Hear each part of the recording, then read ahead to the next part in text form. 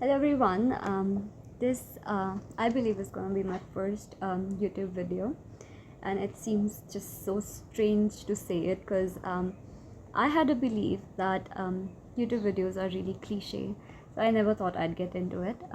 But for now, I'd say circumstances are different. My beliefs are different, and I'd really like to say that I've evolved as a being, and I think it's cool to share things that you feel are worth sharing, and that's exactly what I'm gonna do here. I'm gonna share the things that I feel are worth sharing, and no, I'm not talking about my day. I'm not gonna share my day with you because, believe me, that's really not worth sharing. But what I'm talking about is something that was really close to my heart, something that I was really passionate about, and that's reading. I used to read a lot, and I would accept that for few years in my life I really didn't read that much, and it really brought misery to my soul, and believe me when I say that. So I just want you to do the things, continue doing the things that bring joy to your soul, and never leave them behind. Do them, because that's what brings joy to your soul, and that's what will make you happy, and that's what you're supposed to do. And no, I'm not a motivational speaker, so I won't waste much of your time. And this is the book that I'm talking about for today. This is Khushwant Singh, Train to Pakistan. And what I'm gonna do on this channel is I'm gonna read some excerpts from the books that I really admire, the things that I thought brought a sort of profundity to my thinking, to what I thought about different things, what I thought about life in general, or love, or any concept. I think books within themselves carry such profundity, such wisdom, that whosoever reading them just gets a deeper understanding of what life is all about, what a particular thing is all about, and that's what really helped me as a human being, as my conscience of what's right, what's wrong, what needs to be done. And I think when you are a reader, you develop empathy towards the characters. You won't see this one character as really evil, you won't see the other character as really good, but you'd know that people are these mixtures of different things, and you'd not hate the one character, you won't hate one character, you won't love the another, but all you would carry within yourself is empathy for them, and there'll be no judgments. At least that's what I have learned. So Train to Pakistan, it's an amazing book. It's a fiction again, and it revolves around this intricate love story of two lovers, and then there is this partition that's going on, and these are from different communities, and how these two communities behave, what's going on with this protagonist, what's going on in his conscience, what he thinks about different things, and how he is in dilemma, how he solves it. I mean, it's an amazing book. You must read if you want to learn about life, if you want to learn about love, if you want to learn about harmony, if you want to, I mean, you can learn a lot of things from this book. So I'm not gonna waste much of your time, and I'm gonna read the first quote that I have from this book. I have the quotes in my tablet here. I'm gonna read it from. I could read from the book itself, but as clumsy as I am, half of the time would be wasted in, like, oh, getting the pages and where they are. So I'm having it here. So I'm gonna read the first one for you, which is not forever does the bulbul sing in balmy shades of powers. Not forever lasts the spring, nor ever blossom the flowers. Not forever rennet joy sets the sun on days of bliss.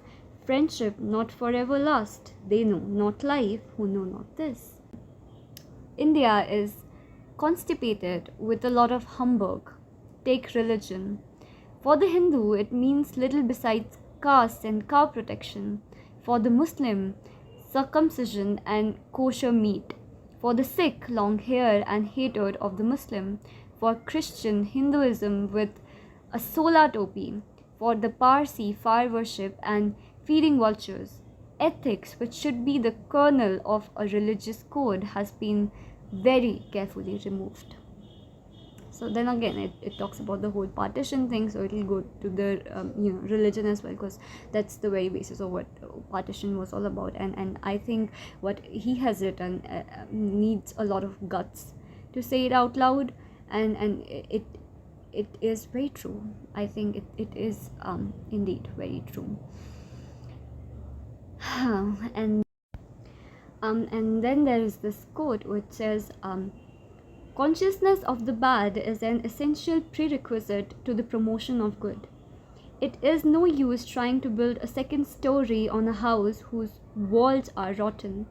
It is best to demolish it. It is both cowardly and foolhardy to kowtow the social standards when one believes neither in the society and nor in its standards. Their courage is your cowardice, their cowardice is your courage. It is all a matter of nomenclature. One could say it needs courage to be a coward, a conundrum, but a quotable one. Make a note of it. If you look at things as they are, there does not seem to be a code either of a man or of a god on which one can pattern one's conduct. Wrong trims over right as much as right over wrong. Sometimes its trims are greater. What happens ultimately, you do not know. In such circumstances, what can you do but cultivate an utter indifference to all values? Nothing matters, whatever. According to the Hindus, the Muslims were to blame. The fact is, both sides killed, both shot and stabbed and speared and clubbed, both tortured, both raped. And that's all I think for this book. But if you would have ever read Manto over Partition, if you've read Khushwant Singh, you'd always have a profound understanding of human nature, and also a very profound understanding where you'd know that it wasn't about two communities, but it was majorly about the people in those communities. And it wasn't that Muslims were the ones who were amazing and who were the peaceful ones, or the Hindus were the ones who had all this ahimsa within themselves, and they were the ones accepting Gandhi and whatever his speeches were. But you'd know that it wasn't about a particular people of particular religion. One has to know that both the communities suffered as hell. Both the people of both the communities were the victims, and as well as were the ones who were the murderers, the rapers, the abductors. And it indeed was a very scarring event in the history of India. And well, I think that's all for today. I'm gonna come back with the amazing reads that I ever had, and I'm gonna share some amazing quotable quotes which you can read, I mean, to get a deeper understanding of life, or just to feel better. I think to get a much better perspective of things. And yeah, that's all. I just want you all to be happy. I want you all to do things that bring joy to your soul. And until then, take care of yourself.